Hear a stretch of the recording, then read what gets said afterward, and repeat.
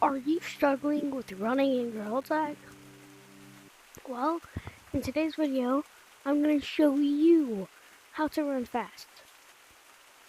So, step one is you go over here to this place called Forest. And to get fast, you come to this siren thing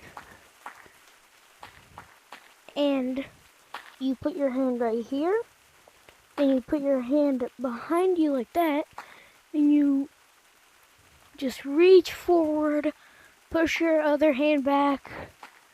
And you know how Olympic swimmers swim? Basically, you're gonna do that.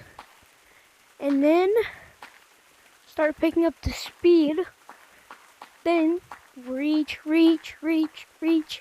Then eventually you can speed it up and you'll get faster. And another way to run is this.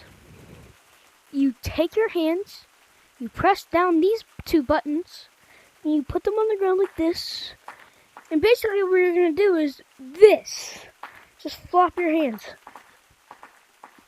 Just flop your hands, and you'll actually kind of get some speed. Now, it's not the fastest method, but it is pretty good. Anyways, that was how to run fast in Girl Tag. Thanks for watching, and goodbye.